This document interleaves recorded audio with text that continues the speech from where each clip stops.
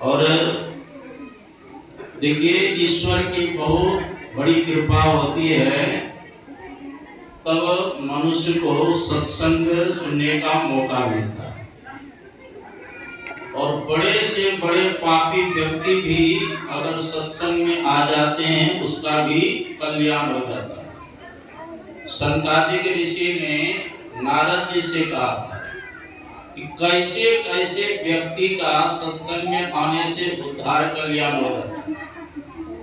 ए मानवा पापकृतस्तु सर्वदा सदा दुराचार हता विमर्गा क्रोधादि दग्धा कुटिलाश्चोकामिना सप्ता यज्ञेन कलो पुनन्ति। संतादिक ऋषि कहते हैं ये मानवा पापकृतस्तु सर्वदा, जो मनुष्य सर्वदा हमेशा तरह तरह के पाप करते, एक ही तरह नहीं करते। जैसे हम लोग तरह तरह के सब्जी खाते ना, आलू के भुजिया अलग, भिंडी के अलग, करेला के अलग, उसी प्रकार मनुष्य अलग अलग पाप करते हैं। कोई माता पिता के हत्या कर देते हैं, कोई चोरी करते हैं, कोई किसी का जमीन हड़प लेते हैं, कोई भ्रूण हत्या कर देते हैं, कोई ब्रह्म हत्या कर देते हैं। कहते ऐसे ऐसे पापी भी अगर सत्संग कथा सुने तो उसका भी उद्धार कल्याण हो। ये मानवा पापकृतस्तु सर्व सदा दुराचार रता विमार्गा, रात दिन दुराचार में लगे रहते हैं। विमार्गा मतलब वैदिक मार्ग को जो छोड़ करके जो नास्तिक मार्ग में चले गए हैं, ऐसे व्यक्ति भी अगर सत्संग कथा सुने तो उसका भी परम कल्याण हो जाए। क्रोधास दग्धा, जो रात दिन क्रोध में लगे रहते हैं, बात बात में झगड़ा करते हैं। अनेक आदमी जब तक झगड़ा नहीं करेंगे उसका पेट का भात नहीं पचता। एक है बूढ़ी माता की, जब तक वो झगड़ा नहीं करती थी तब तक उसको शांति ही नहीं। तो बहुत झगड़ा करती थी तो गांव के लोग बड़े परेशान हो गए। एक नई बहू आई शादी करके ना, तो कहा कि अगर आप लोग चाहें तो सब दिन के लिए मैं झगड़ा मिटा दूंगा। कैसे? तालाब है ना, तालाब, वहां 2 मचान बना दो। एक मचान पर बूढ़ी माता बैठी जो झगड़ा कर, अब दूसरे मचान पर मैं बैठूंगी। तो वैसा ही किया, एक मचान अलग में बनाया, दूसरा तथा इतना फर्क होना चाहिए मचान में कि वह कूद कर मेरी मचान पर बना दे। सारे व्यवस्था करके जो नई बहू थी ना, एक मचान पर बिठा दिया गया और दूसरे मचान पर जो झगड़ा करने वाली बूढ़ी थी, नई बहू क्या करती है, घूंघट हटा करके जीभिया निकाल करके एक बार मुंह दूस देती है। अब वो बुढ़िया गाली देना शुरू किए। गाली देते देते जब थक गई तब फिर घूंघट हटा के जीभिया निकाल के मुंह दूस देती था, फिर गाली देना। अब बूढ़ी माता पे इतना क्रोध चढ़ा, इतना क्रोध चढ़ा, उसके मन में हुआ कि इस मकान से तड़प कर उसके मकान पर जाके झोटा पकड़ के खून बिठाएगा। जैसे छलांग मारी, उसने मकान था और पानी का ढेर में गिर गया, था जलता उसी में डूब के मर गया सदा के लिए बैठा। तो कहते ऐसे बात बात में झगड़ा करने वाले, क्रोधास को दग्धा कुटिलाश्च कामिना, जो कुटिल है, कामी है, सप्ताह यज्ञेन कलो पुनन्ति, एक सप्ताह अगर वह सत्संग सुने उसके बुद्धि में परिवर्तन आ जाएगा और उसका कल्याण हो जाएगा। संतादिक ऋषि, इसलिए मानव को सत्संग करना चाहिए। और देखो जी, सत्संग में जो आते हैं, पहले की माताएं लोग अपने पुत्र को गोद में खिलाती हुई ब्रह्म ज्ञान का उपदेश करती थी। मदनसा का नाम सुने होंगे। मदनसा के वैसे तो 4 पुत्र थे, लेकिन 3 पुत्र को झुलना पर झुलाती हुई ब्रह्म ज्ञान का उपदेश करती थी। क्या? शुद्धोसी बुद्धोसी निरंजनोसी संसार माया परिवर्जितोसी संसार स्वप्न मोह निद्रा। क्या कहते हैं बेटा, तुम शुद्ध स्वरूप हो, तुम ज्ञान स्वरूप हो, तुम निरंजन स्वरूप हो, मल माया से रहित तुम्हारा शरीर। ये पांच तत्व से जो शरीर बना है, मिट्टी जल अग्नि वायु आकाश, वो तुम नहीं हो। और अभी अभी वो तुम्हारा नामकरण संस्कार किया गया, सुरेश दिनेश गणेश महेश गीता मेरा सजोना बोलते हैं ना, यह नाम भी तुम नहीं हो। कहा नहीं निज तनय से पुत्र सत्वर जात, एवं प्रकार से 3 पुत्रों को सन्यासी बना दिया। राजा घबरा गए, देवी तो 3 पुत्रों को सन्यासी बना दिया। कम से कम एक पुत्र को ऐसा उपदेश दो जो घर गृहस्थी में रह करके भी अपना आत्म कल्याण कर सके। और सबसे छोटा पुत्र था अलर्क, जिन्होंने 66,000 वर्ष तक राज। अलर्क को उपदेश दिया मदरसा में, बेटा अगर परम कल्याण चाहते हो तो 7 व्यसन से दूर रहना। कितना व्यसन? एक तो चरण का व्यसन होता है, एक व्यसन है ना। तो कहते हैं कौन कौन? तद्योतम च मध्यम पिसितम च विष्या पापादि चौर्यम परदार सेवा एतानि सप्तानि व्यसनानि लोके घोराति घोरम नरकानि। बेटा अगर परम कल्याण चाहते हो, युद्ध मतलब जुआ मत करो। अरे जुए के चलते तो महाभारत हुआ ना। युधिष्ठिर जी महाराज धर्म के अंश के माने जाते, धर्म पुत्र माने जाते, और जुआ खेले, राजपाट भी हार गए, सारी संपत्ति हार गई, 5 पांडव को दांव में रखे वो भी हार गए, अंतिम में अपने पत्नी द्रौपदी को भी दांव में रखे वो भी हार गए। अब दुर्योधन कहते हैं दुशासन से कि द्रौपदी को पकड़ के लाओ। तो कैसे लाते? सम्मानित के साथ बाल पकड़ करके खसेड़ के लाते सभा। अब द्रौपदी देखती है कि बीच सभा में हमको ले आए। अब दुर्योधन कहते हैं कि वस्त्र करके मेरे जंघे पर बैठाओ।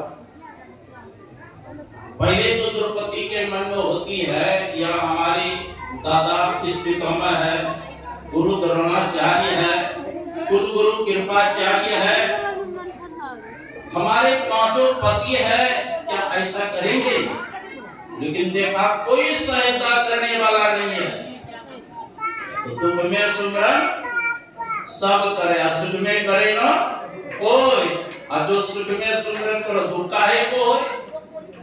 अब विपत्ति आई, अब द्रौपदी पुकार करती है, दुख हरो द्वारिका नाथ शरण में तेरी, बिन काज आज महाराज लाज नहीं मेरी, दुशासन वंश उठार महादुखदाई, अब पकड़ित मेरी चीर लाज नहीं आई।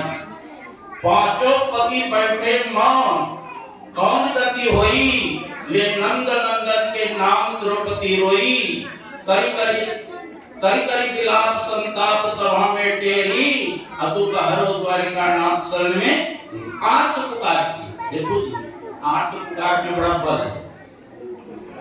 जब आर्त पुकार से पुकारती है द्रौपदी, तो भगवान कृष्ण उसके साड़ी में ही प्रवेश कर गया।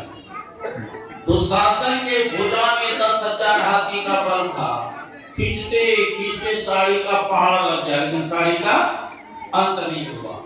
कवि ने लिखा, साड़ी बीच नारी है कि नारी ही की साड़ी है कि साड़ी की नारी, अर्थात द्रौपदी से साड़ी बनी हुई थी कि साड़ी से द्रौपदी बनी हुई थी। उसकी लज्जा बच गई। जब युधिष्ठिर जी महाराज राजगद्दी पर बैठ गए, तब एक दिन द्रौपदी बुलाना देती है, केशव आपने मेरी रक्षा तो अवश्य की, लेकिन मेरी साड़ी की फज्जती होगी तब आपने रक्षा किया। तो भगवान कृष्ण पूछते हैं इसमें गलती किसकी है? द्रौपदी कहती है सारा के सारा गलती आपकी है। जब दुशासन ने साड़ी खींचना प्रारंभ किया, मैंने आपको पुकारा तो शीघ्र आ जाना चाहिए, विलंब क्यों किया? तो भगवान कृष्ण कहते सुनो तो, अपनी गलती अगर पहाड़ के समान हो तो मनुष्य उसको सुई के नोक के बराबर नहीं समझता, और दूसरी की गलती अगर सुई के नोक के बराबर हो उसको पहाड़ के समान समझता। तो बताओ तू क्या कह करके पुकार रही थी, दोपहरो द्वारिकानाथ शरण में तेरी। तो हमको दिल्ली से द्वारकापुरी जाना पड़ा, अब द्वारकापुर से दिल्ली आने में लेट लगे, घर में लगे। जब तूने कहा हृदय से मेरे हृदय में विराजमान हो मेरी रक्षा करो, तो मोको कहां ढूंढे बंदे तो तेरे पास में। अब खोजी वही तुरंत में जहर पड़वाई के तलाश, तुम्हारे पुकार में देर थी हमको पानी में। तो ये खड़ा क्यों हुआ, जुआ के चलते ना। अब बेटा अगर परम कल्याण चाहते हो तो जुआ मत खेलना। दुर्गम च मध्यम, मध्यम करते श्राप। अब बेटा अगर परम कल्याण चाहते हो तो श्राप मत पीना। देखो श्राप पीने वाले को शुक्राचार्य जी महाराज ने श्राप दिया, पता है? नहीं पता होगा, हम पता लगा देते। देवता का गुरु कौन थे? बृहस्पति जी, और दैत्य का गुरु शुक्राचार्य। दानव और देवता में जो युद्ध होता है, अगर कोई दैत्य मर गया तो शुक्राचार्य जी महाराज अपनी संजीवनी विद्या के द्वारा जीवित कर देता था, है ना। आप देवता लोग तो जानते नहीं थे संजीवनी विद्या, तो सारे देवता ने बोला यहाँ बृहस्पति के जो बड़ा पुत्र था, देखो दानव और देवता में जब युद्ध होता है तो अगर दानव मर जाते हैं तो शुक्राचार्य जी महाराज संजीवनी विद्या के द्वारा जीवित कर देते हैं। हम लोग अगर मर जाएंगे तो कौन जीवित करेगा? ये काम करो, आप जाइए शुक्राचार्य जी महाराज के पास संजीवनी विद्या सीखने। तो कच कहाँ गया? शुक्राचार्य, और कहा महाराज मैं आपका शिष्य बनना चाहता हूँ। अच्छी बात है, जो देवताओं का गुरु है और उसका पुत्र मेरा शिष्य बनना चाहते हैं तो बहुत खुशी की बात है। लेकिन देखिए हम विद्या तब सिखाएंगे, आप गाय चराने जाओ और जब तुम्हारी सेवा से मैं संतुष्ट हो जाऊंगा तब संजीवनी विद्या सिखाऊंगा, काम को स्वीकार है।